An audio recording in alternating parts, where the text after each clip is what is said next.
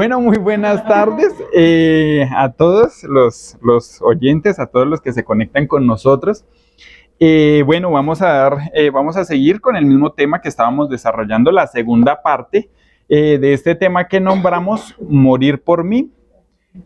Nos estamos basando en 4 textos del Evangelio, en los cuales hace referencia o alude a cuando Yeshua le hablaba a los discípulos, a los Talmidim, referente a que a causa o en el momento de llegada, la entrega, ¿sí?, de Yeshua, a ellos les iba a faltar la fe. Hablaba también del zarandeo y le hablaba a Kefa de que lo iba a negar 3 veces. Los textos que estamos manejando estaban en Mateo 26, del 30 al 35, en Marcos 14, 26 al 31, en Juan capítulo 13, del 31 al 38, y en Lucas 22, del 31 al 34. Veníamos entonces desarrollando todo como el contexto de lo que estaba sucediendo, dónde estaban, a dónde se dirigían, a qué hacía referencia con los mensajes que Yeshua les estaba hablando, a qué hacía referencia cuando les decía que les iba a faltar la fe, y también observando cuando les decía que se amaran los unos a los otros, porque sería la forma en que les conocerían como sus talmidim. Nos dimos cuenta que era obediencia a la Torá, ser imagen de Yeshua, reflejo de Yeshua, porque para este entonces ya no estaban cumpliendo mandamientos, se basaban mucho en leyes de hombres, pero no se basaban completamente en los mandamientos. Y aún los que intentaban hacer como celebrar fiestas, que esto es algo muy importante, lo que intentaban hacer como celebrar fiestas, lo hacían de la forma incorrecta, ¿verdad? Entonces, absolutamente todo era como entrar en contexto de lo que estaba sucediendo, ¿sí?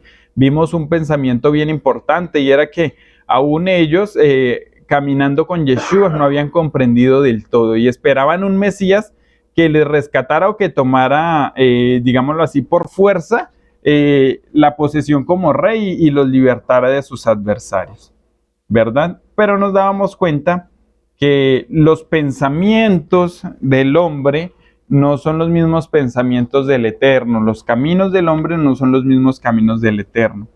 Y vamos a continuar desarrollando los textos que habíamos visto.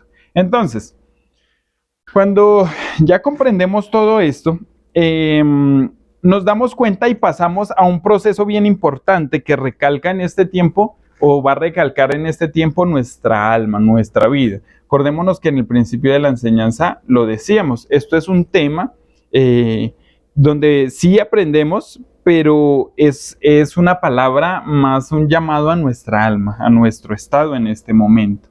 Entonces, voy a leer en la versión Nueva Traducción Viviente, y ya les vuelvo a leer los textos. Voy a leer Juan capítulo 13, a partir del versículo 36. Allí dijo Simón, Kefa o Pedro, le preguntó, Adón, ¿a dónde vas? Y Yeshua contestó, ahora no puedes venir conmigo, pero me seguirás después, dice esta versión. Versículo 37, pero ¿por qué no puedo ir ahora, Adón? Le preguntó, estoy dispuesto a morir por ti. Y es acá donde iba el título de la enseñanza. Y dice el versículo 38 en la Nueva Traducción Viviente, ¿morir por mí? Mire a quién le estaba diciendo, ¿morir por mí? ¿Sí? Le contestó Yeshua, Pedro, te digo la verdad, mañana por la mañana, antes de que cante el gallo, negarás 3 veces que me conoces. Negarás 3 veces que me conoces.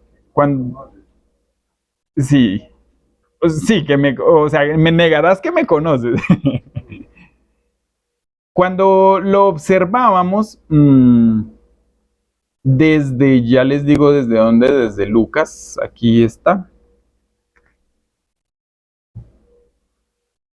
Ya, acá, me pasé la cita.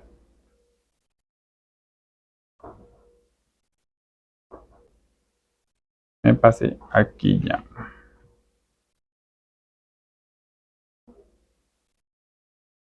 Ya, listo. Lo que el texto nos hablaba en Marcos, recordemos, se los voy a leer en Marcos. Yeshua le decía, sí, te digo que esta misma noche, antes de que cante el gallo, ahí se escucha muy fácil. Ah, ok, perfecto, perfecto. Listo. Yeshua respondió, sí, te digo que esta misma noche, antes de que el gallo cante 2 veces, recordemos, 2 veces, tú me habrás negado 3 veces, ¿sí? Las anteriores decía, antes de que cante el gallo, me negarás 3 veces. Pero, ¿a qué hace referencia este cantar del gallo? ¿De qué nos está hablando? Tengan algo presente. Esta mañana les dije que la muerte de Yeshua era el fin de algo, pero también el inicio. Era un fin, pero también un inicio, ¿verdad? Porque acuérdense que quedó un punto pendiente y es referente a la resurrección o cuando Yeshua se levantó. ¿Listo? Tengámoslo presente para desarrollarlo más adelante. Entonces, vuelvo al tema. ¿A qué hace referencia cuando decía del cantar del gallo? ¿Alguien tiene alguna pista? ¿No? ¿Alguien de pronto conoce del cantar del gallo? ¿Cuál gallo era? Sí, por la hora. ¿Qué más? Una señal. Una señal, muy bien. ¿Y cuál era el gallo? Bueno, eso lo vamos a desarrollar. Entonces, resulta y sucede. ¿Sí? ¿Se merced? No. Ah, ok, listo.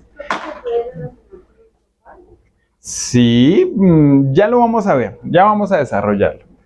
El canto del gallo, que era el segundo tema, el tercer tema, perdón, para culminar. Habíamos dividido la enseñanza en 3. Y el tercero era el canto del gallo, que no se los había dicho, que es el que vamos a iniciar. El canto del gallo. Entonces, antes que nada, para poder comprender esto, lo que hace referencia al canto del gallo, tenemos que devolvernos y mirar desde las raíces hebreas a qué hacía referencia, ¿sí? A qué es lo que nos indica el canto del gallo. Acordémonos que hay hebraísmos y referente a la cultura todo era diferente, a las acciones y al accionar, al vivir de ellos, todo es diferente a nuestro tiempo. Y las traducciones han guiado o han llevado tal vez sin intención, sino que ellos copian sin saber, ¿sí? A, digámoslo así, a llevarnos o a traer el mundo en medio de todo leyendo sin conocer muchas cosas que hay profundas en la escritura. Entonces, lo primero que debemos entender es que en el templo los levitas y los sacerdotes tenían unas funciones. Según Crónicas, Primera de Crónicas, capítulo 24, esto ya lo habíamos visto cuando vimos el nacimiento de Yeshua, ¿se acuerdan? En diciembre, para entender por qué no la Navidad. Entonces, según Primera de Crónicas 24, ¿sí? Los sacerdotes y los levitas estaban organizados en cursos, algunas versiones dice grupos y otras dice divisiones, ¿sí? Los levitas, como era un volumen bastante grande, entonces estaban divididos por cursos, grupos o divisiones para el servicio en el templo, ¿sí? Estas divisiones solían servir en rotación durante el transcurso del año. Yo quiero invitarlos a Primera de Crónicas, capítulo 24.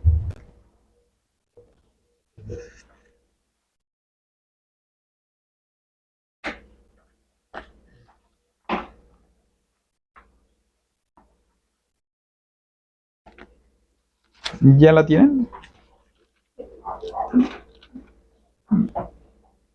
Alguien que por fin me ayude a leerla. También los hijos de Aarón fueron distribuidos en grupos. Los hijos de Aarón: Nadab, Abiú, Eleazar e Itamar. Mas como Nadab y Abiú murieron antes que su padre y no tuvieron hijos, Eliezer e Itamar ejercieron el sacerdocio. Y David, con Sadoc de los hijos de Eliezer y Ahimelech de los hijos de Itamar, lo repartió por sus turnos en el ministerio. De los hijos de Eliezer había más varones principales que de los hijos de Itamar, y lo repartieron así. De los hijos de Eliezer, 16 cabezas de casas paternas. Y de los hijos de Itamar, por sus casas paternas, 8. Los repartieron pues por suerte los unos con los otros, porque de los hijos de Eliezer y de los hijos de Itamar hubo príncipes del santuario y príncipes de la casa de David. Y el escriba Semaías, hijo de Natanael de los levitas, escribió sus nombres en presencia del rey y de los príncipes, y delante de Sadoc el sacerdote. De Ahimelech, hijo de Abiatar, y de los jefes de las casas paternas de los sacerdotes y levitas, designando por suerte una casa paterna para Eliezer y otra para Itamar. La primera suerte tocó a Jodiarib, la segunda a Jedaías, la tercera a Arim, la cuarta a Seorim, la quinta a Malquías, la sexta a Millamin, la séptima a Jos, la octava a Abías, la novena a Jesúa, la décima a Secanías, la undécima a Eliasib, la duodécima a Jaquín, la decimatercera a Jupa, la decimacuarta a Jezebea, versículo 14, la decimaquinta a Bilga, la decimasexta a Imer, la decimaséptima a Esil, la decimaoctava a Apes, la decimanovena a Betaías, la 20ª a Ezequiel, la 21ª a Jaquín, la 22ª a Gamul, la 23ª a Bedaía, la 24ª a Maasías. Estos fueron distribuidos por su ministerio, para que entrasen en la casa de Yahweh, según les fue ordenado por Aarón su padre, de la manera que le había mandado Yahweh el Elohim de Israel. Y de los hijos de Leví que quedaron, Subael, de los hijos de Amram, y de los hijos Hasta de ahí. Subael, que de Elías. Hasta ahí, perdóname, te interrumpo, hasta ahí. ¿Listo? Entonces aquí nos dimos cuenta de los 24 cursos, digámoslo así, o divisiones para el servicio en el templo. Entonces, dentro de este servicio o turnos o cursos, ¿sí? Una de las palabras que se usaba es mishmat. No se las puedo escribir, se las voy a deletrear. Mishmat. Entonces es M I S H M doble A y una T. ¿Sí? T. T. T de tomate. ¿Sí? ¿Qué significa turno,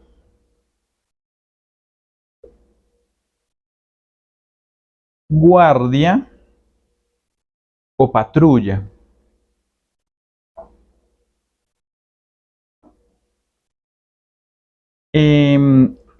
Este término es el que se empleaba para estos cursos, ¿sí? Entonces, no se hablaba tanto de cursos, sino como los turnos, los tiempos de guardia, los tiempos de patrulla, de servicio, era lo que hacía alusión. Entonces, todos los levitas y coanim o sacerdotes se dividían en los 24 turnos y cada uno estaba compuesto por miembros de una familia. Que presentaba un servicio en el templo durante una semana, volviéndose a repetir su turno tras 24 semanas. O sea, servían 2 veces al mes, ¿sí? O sea, eran grupos por familias. 2 veces al año, perdón, al año. Ahí fue un error. 2 veces al año, perdón. Entonces, eran grupos por familias y servían por semanas, ¿sí? Las únicas ocasiones en que no se presentaba de esta forma, ¿sí? Era en las fiestas ya les indico acá, las fiestas de peregrinaje que llamamos, ¿sí? Era donde servían todos los cursos a la misma vez, pues a causa de todo el movimiento, llamémoslo así, que habría. Entonces, servían 2 veces en el año, ¿verdad? Aquí ya. O también en las festividades cuyos sacrificios eran especiales y no eran divididos, ¿sí? Entonces ahí les tocaba también servir a todos. Ay, se me bloqueó aquí, ya. Listo. Entonces, estos estaban compuestos de la siguiente manera. Entonces, los guardianes del templo, compuestos por 3 sacerdotes y 21 levitas.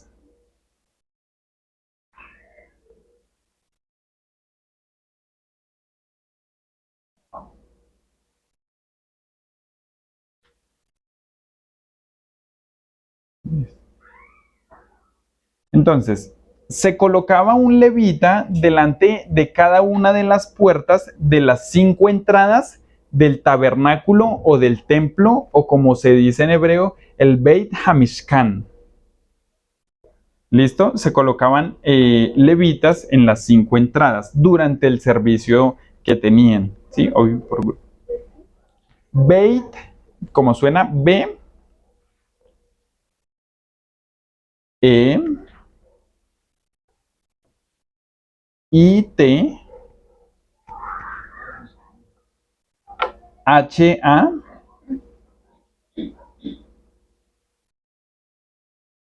M, I, S, H, K-A-N. Beit Hamishkan aparece acá. El templo, el tabernáculo. Acá, Beit Hamishkan, la puerta del templo. La puerta. Ya, Beit, ya te confirmo acá.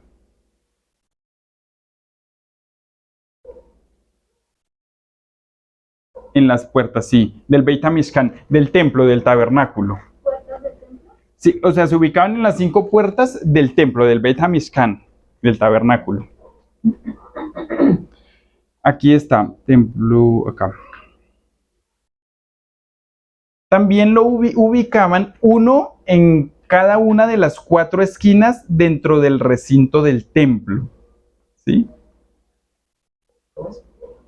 Un levita, también lo ubicaban un levita también en cada una de las 4 esquinas dentro del recinto del templo.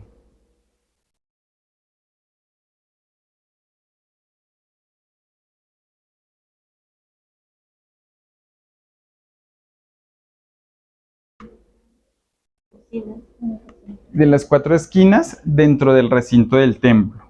¿Sí? Luego ubicaban uno en cada una de las 5 puertas de los tribunales. Es que no tengo aquí para dibujarles.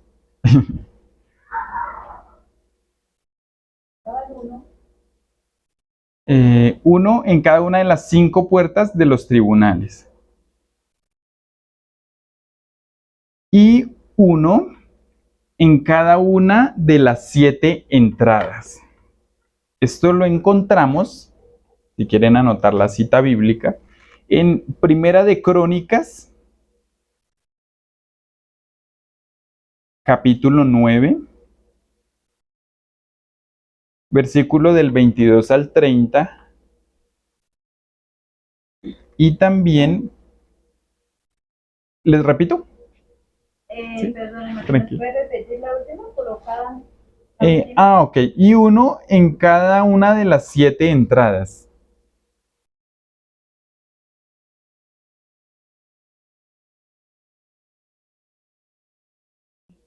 Listo. Esto lo encontramos en Primera de Crónicas, capítulo 9, versículo del 22 al 30. Y también la encontramos en Primera de Crónicas, capítulo 23, versículo del 1 al 6.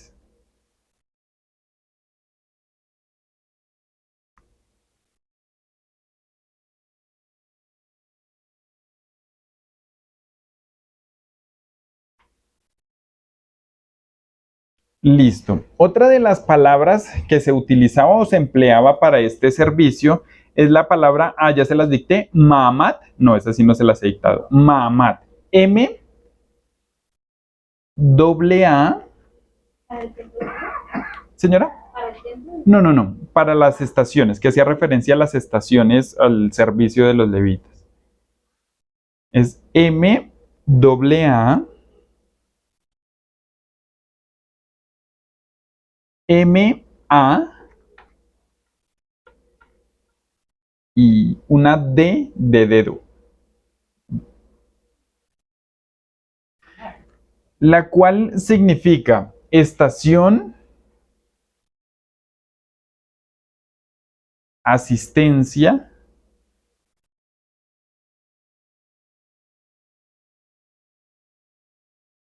función,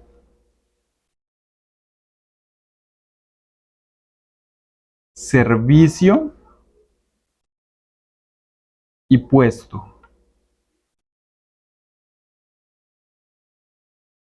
Y también hace alusión a el permanecer de pie o estar de pie, ¿sí?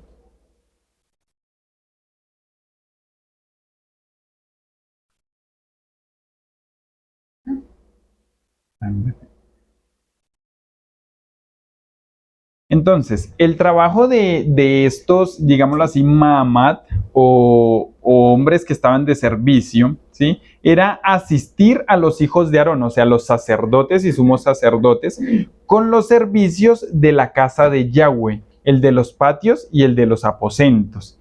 Esto lo encontramos en Primera de Crónicas, capítulo 23, versículo 27 y 28. Se los voy a leer, dice así. Porque de acuerdo a las instrucciones de David, los hijos de Leví de 20 años de edad o más tenían que ser contados. El trabajo de ellos era asistir a los hijos de Aarón con los servicios de la casa de Yahweh, el de los patios y los aposentos, y con la purificación de todos los artículos kadoshim o santos en las otras palabras, en las otras palabras. Aquí está. En otras palabras, con el trabajo necesitado para ministrar en la casa de Yahweh, en el templo, ¿sí? ¿Cuál era la otra pregunta? Primera de Crónicas, capítulo 23, versículo 27 y 28. Y también lo encontramos en Segunda de Crónicas, capítulo 35, versículo 15.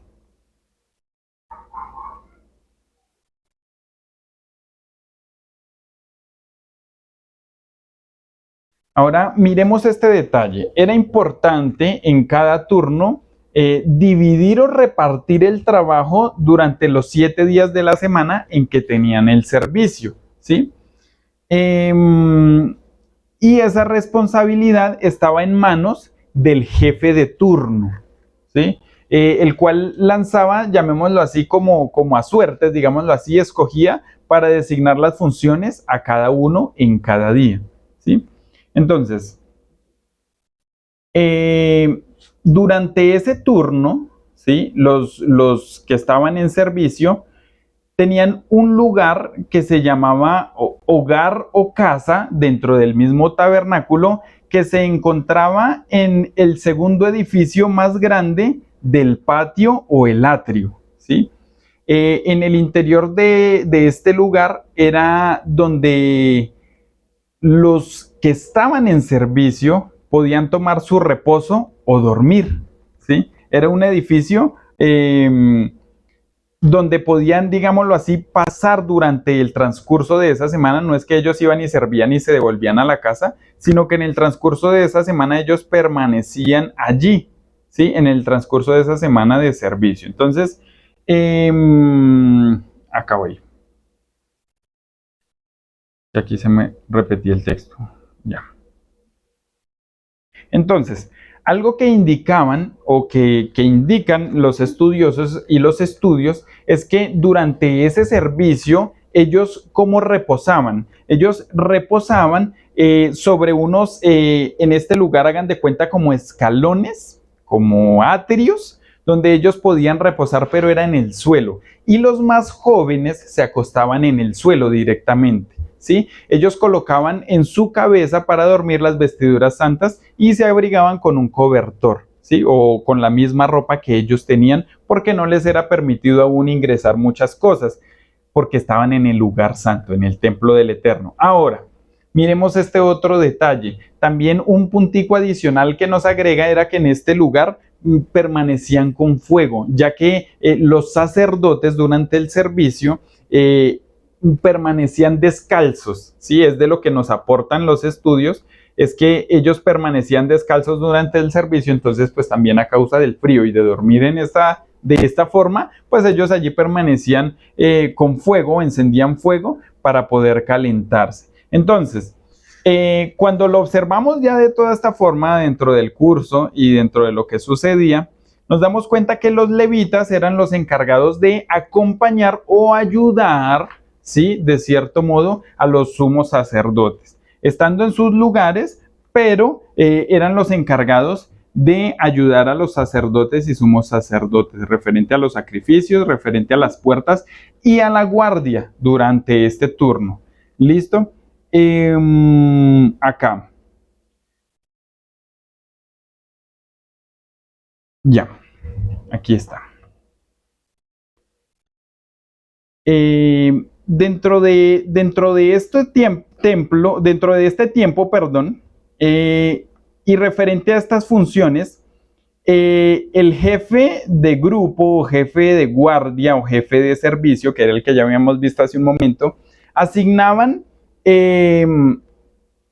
a los cantores, pero también asignaban a un hombre en especial, el cual, conforme al orden establecido, era el encargado de dar el aviso, ¿sí? Cada tiempo de que iniciaba el servicio, de que era tiempo de ofrenda también en el transcurso del día y del inicio de la adoración. Entonces, cuando se abrían las puertas del templo, iniciaban los levitas cantando y hacían 3 sonidos de trompeta. Cuando se hacía ofrenda en la mañana, cantaban y hacían 9 toques o sonidos de trompeta o de chofar. Esto lo hacían más o menos en la hora tercera, ¿sí? Que es más o menos a las 9 de la mañana conforme al calendario. El calendario ellos lo inician, cuentan por horas a partir de las 6 de la mañana. 6 de la mañana como hora primera, ¿sí? 7, 8 y a las 9, o sea, entre 8 de 8 a 9 se completaba, a las 9 iniciaba la hora tercera, que era donde arrancaban con este tiempo de sacrificio, ¿sí? Entonces, dentro de este tiempo, dentro de estas... perdón, acá también. Cuando se realizaba ofrenda en la tarde, también cantaban y hacían 9 toques o sonidos de chofar. Entonces, asimismo en el templo tenía que haber alguien que les avisara, ¿sí? 3 tiempos especiales. Acuérdense de las 3 negaciones porque aquí ya vamos a volver a entrar. Tenía que avisarle a todos los sacerdotes que se prepararan para el servicio, a todos los levitas que se alistaran para estar en sus estaciones y a todos los israelitas para ir a adorar. Entonces, cuando esto se repetía, estas declaraciones se repetían 2 veces más. En otras palabras, cuando nos enfocamos al cantar del gallo, ¿sí? Hace referencia a que a una hora temprana de la mañana, la trompeta señalaba el comienzo del día para el trabajo en el templo. Y esto era a cargo del pregonero del tiempo. Del templo, perdón. Este era el nombre que se le daba. O también el cantar del gallo, ¿sí? Por eso cuando nos dice, antes de que cante el gallo me habrás negado 3 veces, estaba haciendo referencia a un hombre que empezaba a dar aviso con voces, ¿sí? De que iniciaba el tiempo de servicio para los levitas y los sacerdotes que estaban en esa semana de servicio, ¿sí? Era el encargado de marcarles los tiempos y prepararlos. Entonces, de esto es lo que empezamos a observar cuando se habla del cantar del gallo. Ya entendemos que era el pregonero del templo, el que avisaba, como el encargado de avisar. Esto lo hacía con voces, vuelvo y digo, también para iniciar el tiempo de servicio. Ahora, cuando empezamos a comprenderlo de esta forma, quiero volver al texto de Pedro. Ya entendemos que no fue el cantar de un gallo, porque a veces nos imaginamos como en las películas. ¿Sí han visto en las películas que a veces pasan en Semana Santa? Que llaman Semana Santa, que no es Semana Santa.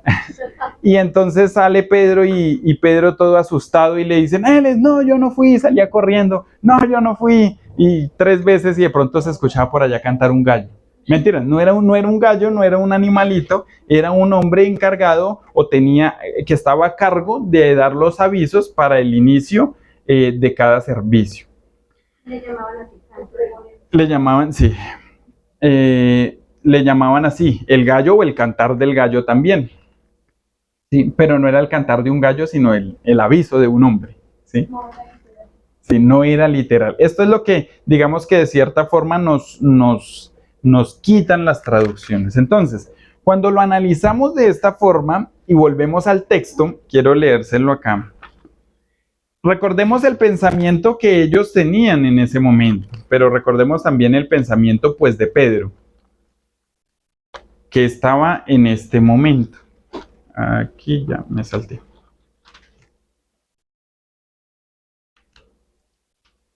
Nos dimos cuenta, aquí ya les voy a leer, que en el momento, o todos sabemos que en el momento en que fueron a arrestar a Yeshua, ¿verdad? Ocurrió algo bien especial y fue que Pedro le dio por sacar su espada y ¡pum! Le quitó la oreja a un hombre, a uno de los hombres, ¿verdad? Le quitó la oreja a uno de los hombres y el eterno Yeshua le dijo, pero tú, ¿qué haces? ¿Sí? ¿Por qué lo haces?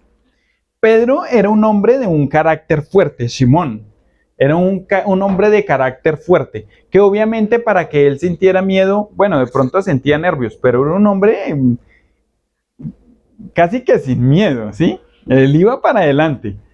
Entonces, acordémonos, por su pensamiento de querer conquistar y libertar, tal vez en ese momento por espada, a puño de espada. Entonces, cuando lo analizamos de esta forma, ¿sí? Y empezamos a observar acá, a causa de esto era que Pedro le había dicho a Adón, aquí, estoy dispuesto a morir por ti, dice esta versión. Es cuando dice, estoy dispuesto a morir por ti, Juan capítulo 13, versículo 37. Estoy dispuesto a morir por ti. Él lo imaginaba tal vez en batalla, ¿sí? Por consiguiente, era un hombre que tal vez no sentía miedo, y es acá donde vamos a empezar a analizar algo bien especial, algo bien importante, y es que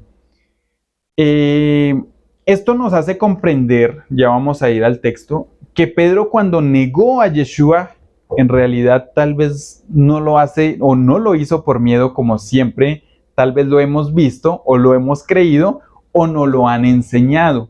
Tal vez tiene un trasfondo más especial, ¿sí? Un trasfondo, un contexto más profundo en el que nos quiere indicar algo mayor.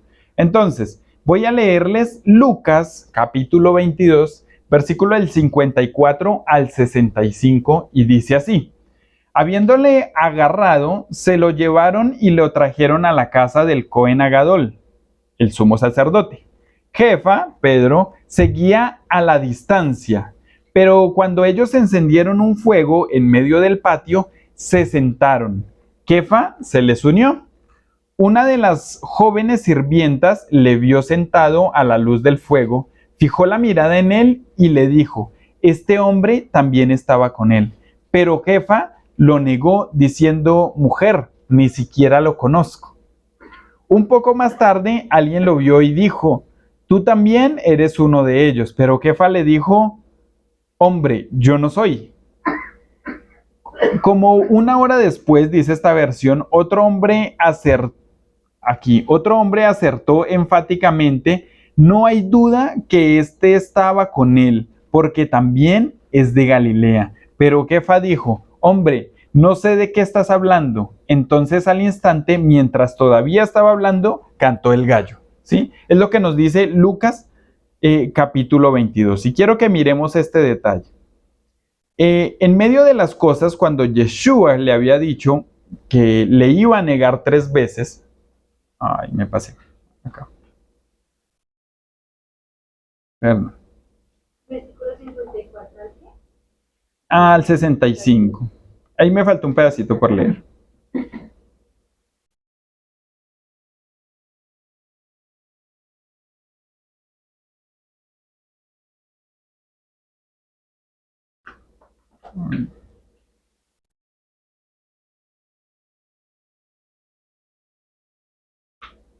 Acá. Cuando Pedro se encontraba allí en este lugar, obviamente, siempre se había analizado que tal vez era por miedo, pero nos vamos a dar cuenta que no era por miedo o cobardía de Pedro, ¿sí? No nos debemos olvidar, como lo hablaba hace un momento, que él fue el que salió a la defensa del maestro cuando llegaron a arrestarlo y cortó con espada la oreja del hombre. El que espada mata, ¿sí?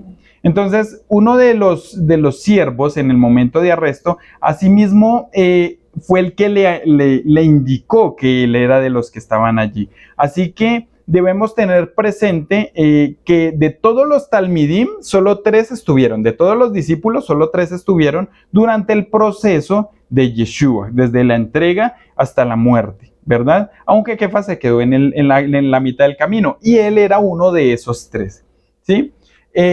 Siguieron a los soldados que arrestaron a Yeshua. Estos 3 siguieron a los soldados que arrestaron a Yeshua hasta el lugar donde lo llevaron. Y Kefa permaneció cerca, aún con cierta distancia, pendiente de lo que le sucedería a Yeshua, ¿sí? Como ya lo veíamos que estaba documentado en Lucas. Aquí. Aunque esto no justifica, lo que les voy a decir no justifica que Kefas o Pedro haya negado al maestro, ¿sí? Y haya incumplido con su palabra de que tenga que morir contigo o no te negaré, y todos los talmidim hayan dicho lo mismo. En realidad no la cumplió esta promesa, digámoslo así, que le había hecho al maestro, pero entendemos que no fue por la simple razón de no querer cumplirla. O sea, la intención de Pedro no era cumplirla, ¿sí? O sea, la intención de Pedro no era negar al maestro. Vamos a observar qué intención era. Aquí ya.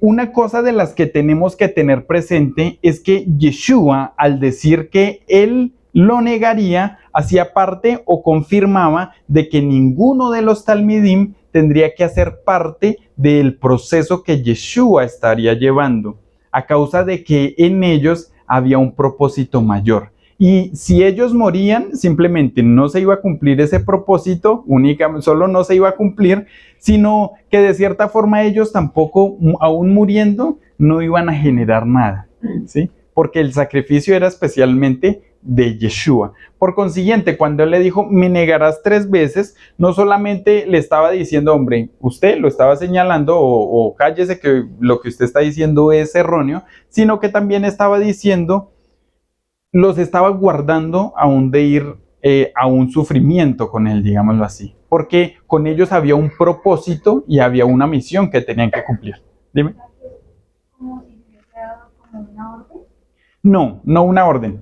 Sin darse cuenta les estaba diciendo como, hombre, usted me va a negar 3 veces, ¿sí? O sea, usted no me va a acompañar a morir, usted me va a negar 3 veces, ¿sí? Literalmente lo iba a negar 3 veces, pero detrás de todo esto estaba la parte de que ninguno de los talmidim podía ir con él al madero, porque pues, ¿qué sentido tendría? ¿Qué hubiese sucedido con ellos? Los habían matado y simplemente había sido alguien más, ¿sí? Pero el que tenía que ir al madero era Yeshua. Por consiguiente, de cierta forma, él lo estaba diciendo a causa de que ninguno de los talmidim iba a ir al madero con él, pero también lo indicaba. Pues también podía ser por, digamos, idolatría en estos tiempos. Digamos que hubiera dicho, no, murió Yeshua gracias a que también murió Pedro defendiendo. Exacto, tal vez lo habían podido tomar como o transgiversar las cosas, ¿sí? La habían podido tomar de pronto como un santo, si así nomás lo tomaron como santo, y eso que lo crucificaron al revés. Porque fue la muerte de él, pero entonces le habrían tomado sí como un punto especial. Entonces esto era evitado también dentro del plan perfecto del Padre. Pero miren este otro detalle. Pedro siempre permaneció ahí cerca, atento, acuérdense de lo que hablamos esta mañana, a ver en qué momento sucedía tal vez como una revuelta. Él estaba pendiente, ¿sí?, de eso. No había entendido, aún siguiendo el proceso que estaba llevando el Mesías, no había entendido todavía el plan perfecto. Miremos este detalle tan importante. Cuando él permanecía así cerca, avanzando, ¿sí?, conforme o pendiente de Yeshua, a ver si qué iba a pasar, qué va a pasar, ¿sí? Entonces, ¿será que sí o en algún momento esto se armó y nos tocó? Él no iba con miedo, aunque tenía presente que si algo sucedía, se iban a levantar, o el Imperio Romano se iba a levantar. Obviamente por número eran más grandes, por consiguiente dijo, donde nos toque nos morimos todos. En pocas palabras, ¿sí? Es dentro de lo que podemos analizar. Sin embargo, era el pensamiento a causa de que ellos esperaban el Mesías, como les decía, un Mesías que los libertara a espada como lo hizo David, el ungido del Eterno. Entonces, aquí nos damos cuenta que no lo había comprendido. ¿Cuándo vino a entenderlo? ¿Cuándo vino a darse cuenta Yeshua? Tengamos presente esto, dentro de los cantos del gallo, ¿sí? O el aviso, los avisos del pregonero del templo, uno era el llamado al sacrificio.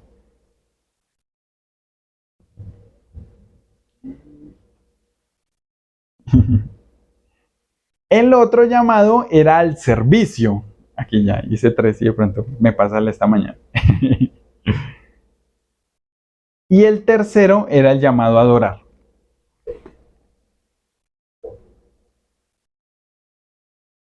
Entonces, vamos a conectar esto. Pedro en su pensamiento, actuando tal vez en su pensamiento y en su forma, avanzaba pendiente de... ¿Sí, sí? El llamado a adorar, el tercero. El primero llamado al sacrificio, el segundo el llamado al servicio y el tercero el llamado a adorar. ¿Sí? Y Yeshua le dijo en Lucas, antes de que cante el gallo 2 veces, tú me habrás negado 3 veces. ¿Sí? Por consiguiente, lo que podemos comprender en medio de todo este momento, aún Pedro, tal vez sin su interés, con ciertas intenciones o emociones que se estaban moviendo por él, era lo siguiente, y vamos a entrar dentro de este texto y vamos a entrar dentro de esta situación, ya observando el gallo, ya observando Pedro, vamos a darnos cuenta porque la mayoría dicen, como les comentaba hace un momento, tal vez él sintió miedo cuando le dijeron, él es, no, yo no soy, con miedo y salía corriendo, y en las películas, nunca se me olvida, yo veía las películas, salía ahí y se ponía a llorar afuera, y por allá cantaba el gallo. Dentro de lo que inició en esa madrugada, ¿sí? Aquí ya. Que fue el llamado que inició el pregonero del templo, que fue el que se escuchó en el patio donde estaba Yeshua, ¿sí? Lo que sucedió en ese momento, o lo que estaba pasando, mientras lo cuestionaban a él, ¿sí? Mientras lo estaban maltratando y se le burlaban diciéndole profetiza. Es más, vamos a hacer una cosa, vamos a leerlo y ya les vuelvo a explicar. Quiero invitarlos a Lucas, vamos a leerlo en Lucas, capítulo 22, versículo de 54 al 65. Se los voy a leer en la versión Kadosh israelita. Habiéndole agarrado, se lo llevaron y lo trajeron a la casa del Cohen Agadol, del sumo sacerdote. Kefa seguía a la distancia. Pero cuando ellos encendieron un fuego en medio del patio y se sentaron, Kefa se les unió. Una de las jóvenes sirvientas le vio sentado a la luz del fuego, fijó la mirada en él y le dijo, este hombre también estaba con él. Pero Kefa le negó diciendo, mujer, ni siquiera lo conozco. Un poco más tarde, alguien le vio y dijo, tú también eres uno de ellos. Pero Kefa dijo, hombre, yo no soy. Como una hora después, otro hombre acertó enfáticamente, no hay duda de que este estaba con él, porque también es de Galilea. Pero Kefa dijo, hombre, no sé qué estás hablando. Entonces al instante, mientras todavía estaba hablando, cantó el gallo. El Adón se volvió y miró directamente a Kefa. Y Kefa se acordó de lo que el Adón le había dicho. Hoy, antes de que cante el gallo, me habrás negado 3 veces. Entonces se fue afuera y lloró amargamente. Entre tanto, los hombres que tenían a Yeshua preso se burlaban de él, lo golpearon, le vendaron los ojos y le preguntaban, ahora profetiza, ¿quién te golpeó esta vez? Y le dijeron muchas cosas insultantes. Cuando observamos este preciso momento, vuelvo y le repito, En ese momento de silencio de la madrugada, Pedro lo que menos tenía pensado tal vez era negarlo, porque dice que se acordó de lo que el maestro le había dicho. No lo tenía presente, se le había olvidado ya. ¿Sí? Mientras interrogaban a Yeshua, ¿sí?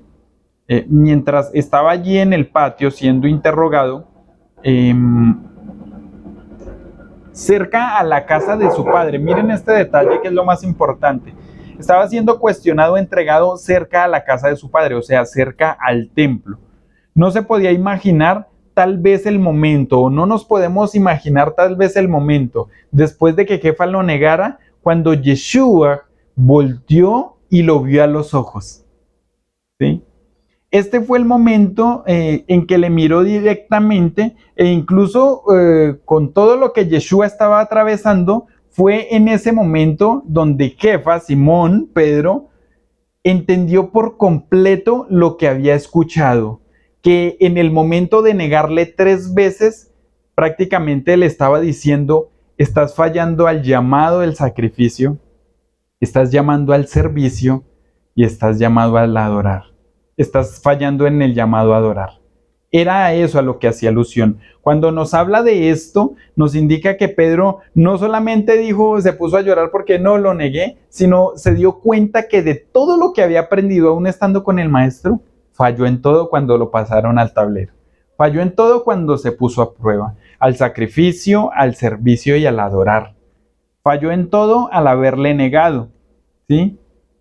Cuando nos habla de los 3 cánticos, de los 3 llamados, del pregonero, del gallo, también cuando nos habla que era el inicio para estar prestos al servicio, al inicio del servicio, él, antes de que empezara todo, ya había fallado. Antes de que iniciara todo, ya Pedro había fallado. Y a causa de esto fue que salió de allí y lloró amargamente, no en el templo, en el patio de la casa del sumo sacerdote que había en este momento. Este es el punto que marcaría todo. Este es como la forma en que teníamos que verlo. Que no solamente era el cantar del animalito del gallo y que él lo haya negado por miedo, sino que aún en ese momento lo que comprendió Pedro Kefas es que no sirvo para nada. Cuando Yeshua le dijo, ¿morirás por mí? Le estaba diciendo, tú mañana me vas a negar. O sea, en pocas palabras, te estás poniendo por delante y colocando palabras en tu boca, pero mañana te vas a dar cuenta que fallaste en todo. Antes de que cante el gallo, antes de que haga el llamado, ya habrás fallado en todo. Ya habrás fallado en absolutamente todos los llamados. Un hombre que caminó con el Eterno, un hombre que avanzaba con Yeshua, un hombre que escuchó, pero tal vez muchas cosas no las entendió, ¿sí? Que era escogido, apartado, pero miren este otro detalle tan importante. Si hubiese sido alguno de nosotros, ¿habría sido diferente la historia? Es ahí lo más importante. Aquí quiero hacer un alto antes de seguir. Porque a veces nos enfocamos, como lo decíamos esta mañana, en tener fe en nuestro propio pensamiento. Pero tal vez antes de llegar a ese punto en que tenemos que iniciar todo, ya hemos fallado. Ya hemos fallado y no solo una vez, tal vez hemos fallado en todo. ¿Sí? Y es aquí donde inicia completamente todo. La mirada de Yeshua fue el quiebre para Pedro, al ver que, como lo hablaba hace un segundo, en todo había fallado. Pero miren lo más tremendo de todo esto, ¿sí? Pedro le dijo, yo moriría por ti, o yo me colocaría en tu lugar, yo moriría por ti, incluso iría preso contigo, ¿sí? Cuando Yeshua lo vio, también surgió algo bien interesante y bien importante. Ya Pedro lo había negado, pero la mirada de Yeshua, quiero que se graben esto siempre. La mirada de Yeshua directamente a los ojos le estaba diciendo, tú no diste tu vida por mí, pero aunque me niegues, yo sí estoy dando mi vida por ti. Esto fue lo que hizo que también llorara amargamente. Fue el quiebre, fue el tiempo de inicio de un zarandeo en el que tal vez muchas preguntas y muchas dudas, ¿sí? Empezaron a surgir dentro de la cabeza, pero también el desespero, porque no hay nada más tremendo que la acusación, ¿verdad? Acuérdense que Yeshua les dijo, van a ser zarandeados. Cuando hay culpa, cuando hay acusación, nadie tiene paz. ¿Y quién podría estar en más culpa y en acusación? Sino Pedro, que lo negó y que entendió que no le sirvió prácticamente para nada haber caminado con el maestro si al final no había entendido las cosas como eran, ¿sí? Entonces, este fue el quiebre para él. Y siempre tengamos ese presente, el mirar de Yeshua. En ese momento, en medio de todo, muy puntual, apenas dice la escritura y dicen los textos, él lo miró y fue allí donde Pedro comprendió y entendió y lloró amargamente. Luego empezamos a analizar y a entender, ¿sí? Conforme al zarandeo que empezaba, un tiempo en el que tal vez sentía toda la culpa, un tiempo en el que tal vez no sentía paz, en el que tal vez se preguntaban, ¿y ahora qué vamos a hacer? Porque así como se le había olvidado que el maestro le había dicho que lo iba a negar 3 veces, tal vez en ese momento se les había olvidado e incluso la duda hacía que faltaran a la fe de lo que él le había dicho y generara como la incredulidad, tal vez, ¿será que va a resucitar? Tal vez no lo tenían presente y ya vamos a ver por qué. Tal vez no estaba presente, aunque después vinieron unas mujeres a avisarles que había resucitado. Entonces, cuando hablábamos de resucitar o levantarse, que lo vimos al principio esta mañana, ¿sí? Vamos a basarnos allí en unos términos bien especiales, en unas definiciones, no en términos, sino en definiciones, para poder comprender más. Les decía esta mañana que al morir Yeshua se cerraba un ciclo de muchas cosas.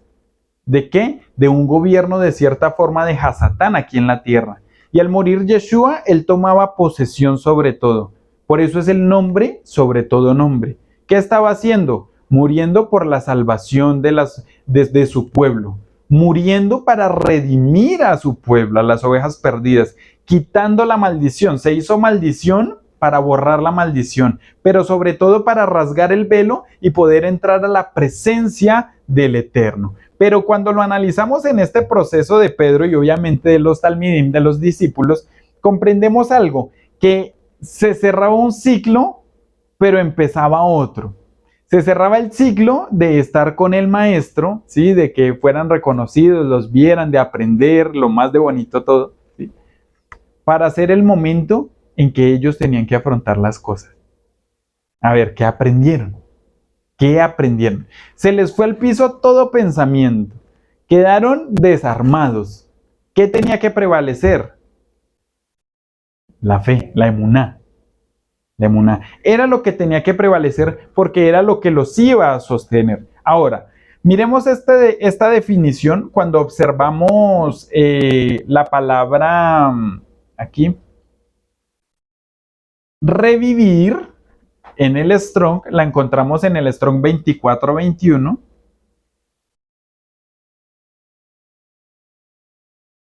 2421 y la palabra es Hayá. K, J, A y latina A. Y la definición es avivar,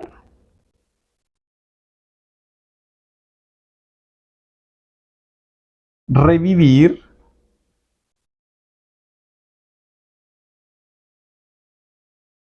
infundir,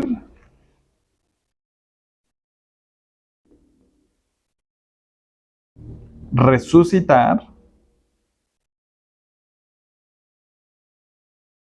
salvar,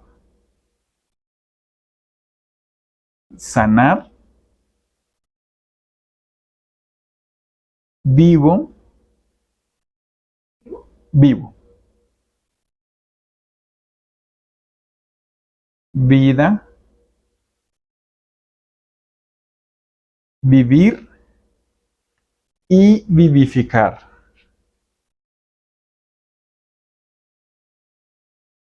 Pero también encontrábamos dentro de los textos que no dice resucitar o revivir, sino nos hablaba de levantarse.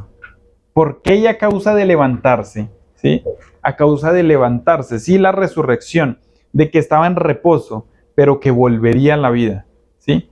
O sea, haciendo alusión al cumplimiento o la confirmación de lo que ya estaba escrito. Y esto que nos indica esta definición es la palabra cum y está en el Strong 6965. Cum con Q. Q-U-M.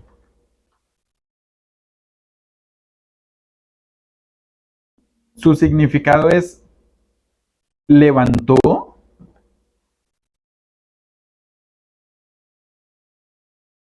levantarse,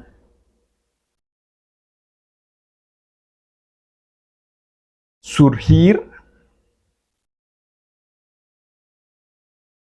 estar de pie, levántate, confirmar y cumplimiento.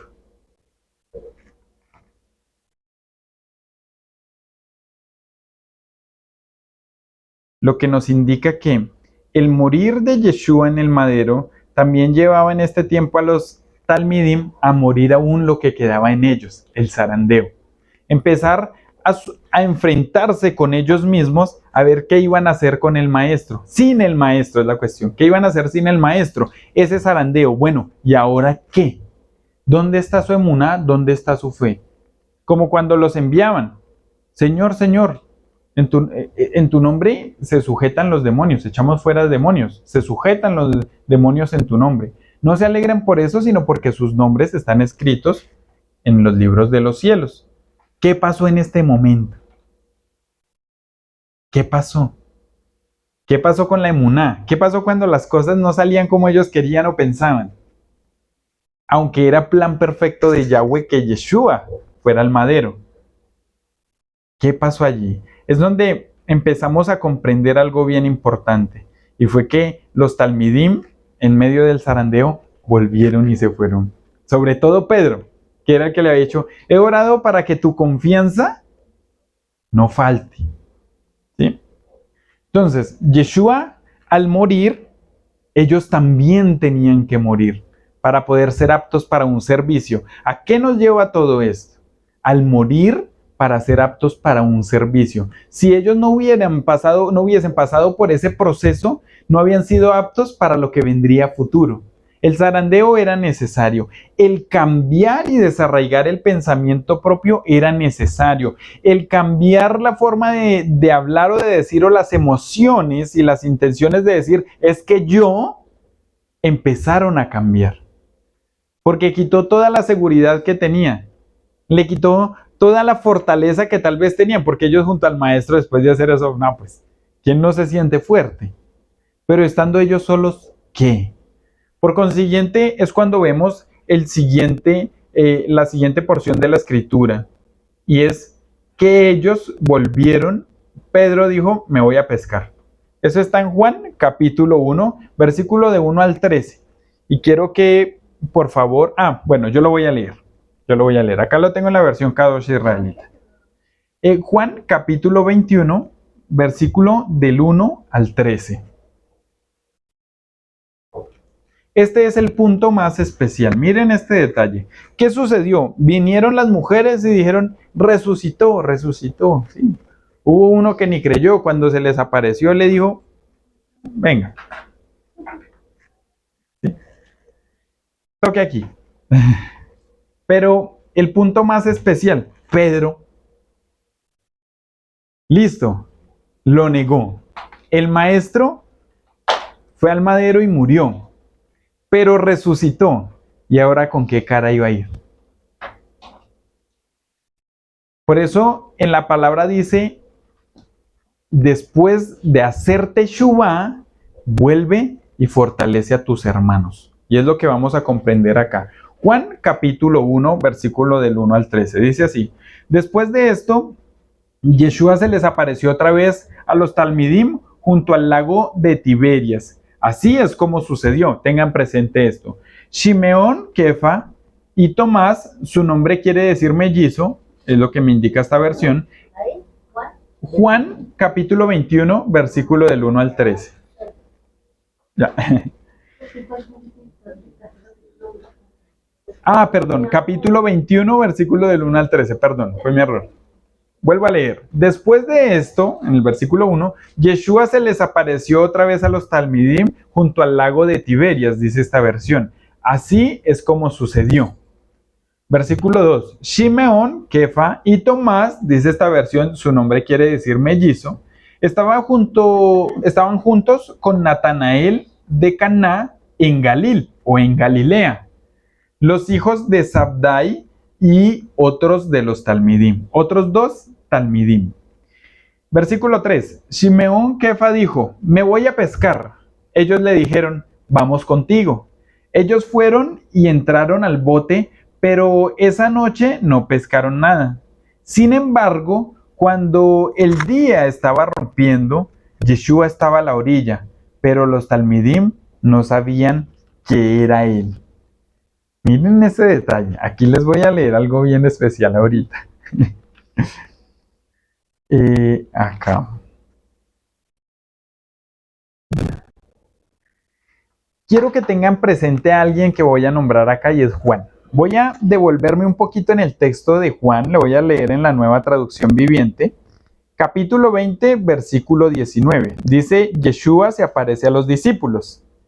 Aquí dice el primer día, ¿sí? Dice: en este día, al atardecer, los discípulos estaban reunidos con las puertas bien cerradas porque tenían miedo de los líderes judíos. Pues claro, ya habían visto que habían llevado al madero al Mesías. De pronto, Yeshua estaba de pie en medio de ellos y les dijo: la paz sea con ustedes.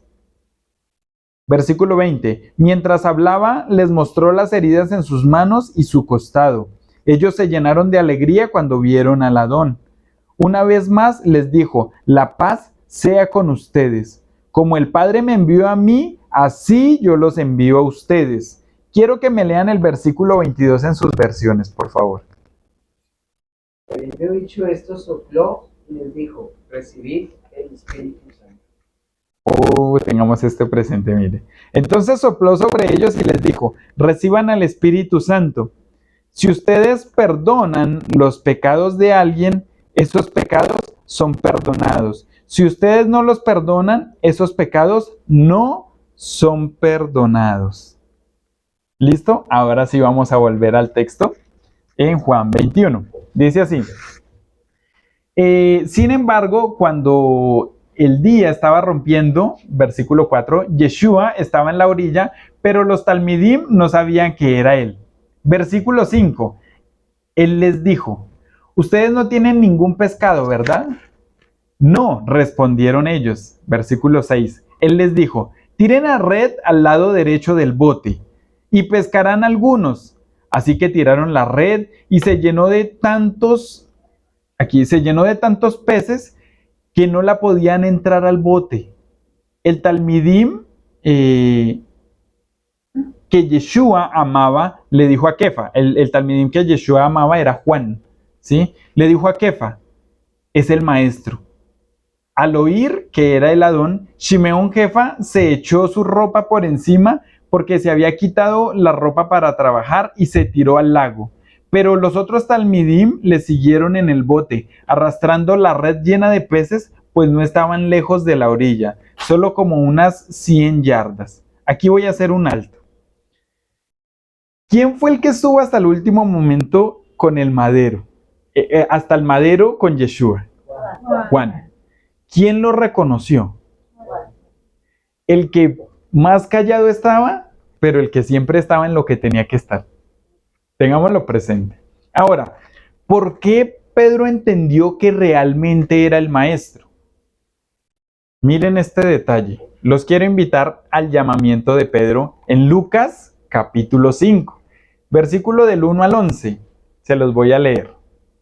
Un día, estando en Yahudá, parado a la orilla del lago Kineret, la multitud se amontonaba alrededor de él para poder oír la palabra de Yahweh. Está hablando de Yeshua. Vio dos botes que estaban cerca a la orilla del lago,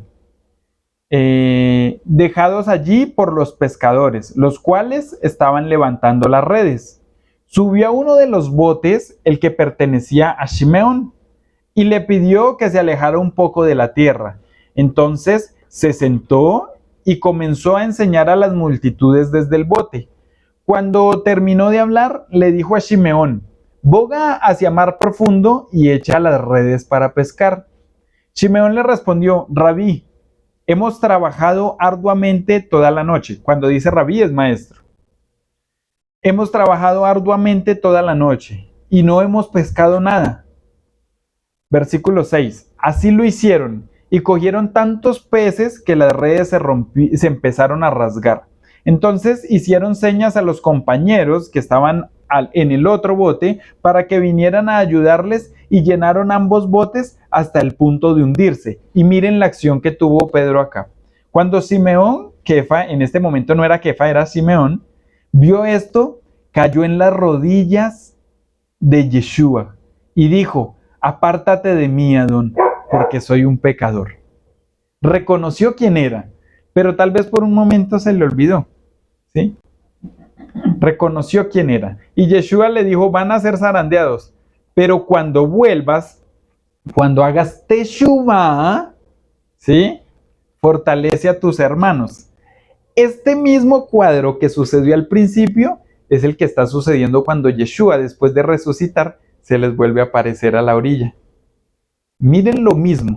Y vuelve y les pregunta: ¿han pescado algo? No, no hemos pescado nada. ¿Sí? Lanzas tu red a la derecha. Ahora, no voy a profundizar en esto, porque cuando les dice lanza tu red a la derecha, pues tiene un contexto más profundo. Les está indicando a la derecha, les está indicando el lugar hacia donde fueron esparcidas las tribus de Israel, ¿sí? Por consiguiente, lanzar la red a la derecha, el mar representa las naciones, los peces, los hombres, ¿sí?, que saldrían y desovarían. ¿Se acuerdan cuando vimos la bendición de Efraín? Desovarían en las naciones. Cuando dice lancen su red a la derecha, les está diciendo: hombre, vuélvanse a lo que se tienen que volver, no anden en el mar, ¿sí? Lancen, vayan y recojan a los esparcidos, a las ovejas perdidas de la casa de Israel. Eso es como abreviando. Entonces, cuando estamos en este cuadro, lo primero que hace Jefa es salir corriendo, ¿sí? Juan le dice: Simeón, Jefa, él es el maestro, ¿sí? Y voy a volverles a leer en Juan capítulo 21. Acá, versículo 7. Juan capítulo 21, versículo 7. El talmidim que Yeshua amaba, o sea, Juan, le dijo a Kefa: es el Adón, es el maestro. Al oír que era el maestro, Shimeón, Kefa, se echó su ropa por encima, dice, porque se había quitado la ropa para trabajar y se tiró al lago. Pero los otros talmidim le siguieron en el bote, arrastrando la red llena de peces, pues no estaban lejos de la orilla, solo como a 100 yardas. Aquí ya sigo. Ya. Cuando llegaron a la orilla, vieron un fuego de carbones ardiendo con peces sobre él. Tengan presente esto. No se los alcanzo a profundizar porque tiene una simbología muy grande, pero ya más o menos creo que entienden a qué hace referencia. Vieron un fuego de carbones ardiendo con peces sobre él y un poco de pan, ¿sí? Yeshua les dijo: traigan un poco de los peces que acaban de pescar. Shimeón Kefa fue y arrastró la red hasta la orilla. Estaba llena de peces, 153, dice esta versión, de ellos, pero aún con tantos la red no se rasgó. Yeshua les dijo: vengan a desayunar. Ninguno de los talmidim se atrevió a preguntarle: ¿quién eres tú? Miren ese detalle. Ellos sabían que era el rabí, que era Yeshua, que era el Adón. Yeshua vino y tomó el pan y se los dio a ellos e hizo lo mismo con los peces. Esta era hora de la tercera vez que Yeshua se les había aparecido a los talmidim después de haber resucitado entre los muertos. Después de desayunar, Yeshua le dijo a Kefa: Shimeón, hijo de Bar Yohanan. ¿Cómo dice sus versiones? Hijo de Jonás. Voy a leerlo en Jonás. Shimeón, hijo de Jonás. Miren este detalle, acá empieza un juego de palabras. Kefa significa roca, algo fuerte. Shimeón expresa la condición humana de él. Kefa, de cierto modo, la condición espiritual, ¿sí? Como cuando veíamos lo mismo en Jacob e Israel. Jacob representa la condición humana, Israel la condición espiritual. Y le dice Yeshua a Kefa, dice: Shimeón, hijo de Bar Yohanan, ¿me amas más que estos? Dice esta versión. ¿Cómo dice la versión de ustedes? ¿Me amas más que estos? O sea, le estaba diciendo: Shimeón, hijo de hombre, o sea, usted es un humano, ¿sí? ¿Me amas más que todos estos? Miren este detalle, le preguntó la primera vez. Respondió: sí, Adón, tú sabes que soy tu amigo, dice esta versión. ¿Cómo dice las de ustedes? Tú sabes que te amo. Él le dijo: libera mis ovejas. ¿Cómo dice sus versiones? Apacienta mis ovejas. Miren lo que dice esta versión: libera mis ovejas. Versículo 16. Una segunda vez le dijo: Shimeón, hijo de Bar Yohanan, ¿me amas? Esta vez no le dijo: ¿me amas más que esto?, sino le dijo: ¿me amas? Respondió: Adón, tú sabes que soy tu amigo. En sus versiones debe decir: tú sabes que te amo, ¿sí? Él le dijo: pastorea a mis ovejas. ¿Cómo dice su versión? Pastorea a mis ovejas.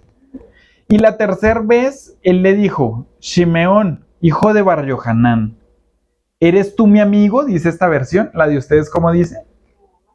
¿Me amas? Shimeón estaba dolido, que le había preguntado ya 3 veces. ¿Por qué? Porque 3 veces anteriormente lo había negado. Entonces estaba dolido que le había preguntado 3 veces: ¿eres mi amigo? Así que le respondió: miren, y este es el punto. Adón, tú lo sabes todo. Tú sabes que soy tu amigo, dice esta versión. En la suya debe decir: tú sabes que te amo. Yeshua le dijo: alimenta mis ovejas. ¿Sí? Primero, libéralas. Segundo, pastoréalas. Tercero, alimenta mis ovejas. Voy a leer el versículo 18. Si en verdad te digo, cuando eras joven, tú te ponías tu propia ropa e ibas donde querías. Pero cuando seas un viejo, extenderás tus manos y algún otro te vestirá y te llevará a donde no quieres ir. Versículo 19. Dijo esto para indicar la clase de muerte que Kefa tendría, para traer gloria a Yahweh. Entonces Yeshua le dijo: sígueme. Todo el proceso, desde el momento en que empezamos a observar que iban camino al Monte de los Olivos, fue un proceso de morir a sí mismos para poder aceptar y conocer, pero sobre todo comprender a el Eterno y a Yeshua. Porque aunque habían caminado con él y lo habían escuchado, no lo entendían todo. Habían muchas cosas que tenían que ser quitadas de ellos. El zarandeo, el proceso, la formación, llevó al Pedro que dijo: yo moriría por ti, aún hasta la cárcel y hasta la muerte él te seguiría, a decirle: tú lo sabes todo. Yo no soy nada. No soy nada ni nadie. Es más, soy menos que nada. Por eso le dijo: Adón, tú lo sabes todo. Tú sabes que te amo. ¿Sí? He aquí donde empezaba el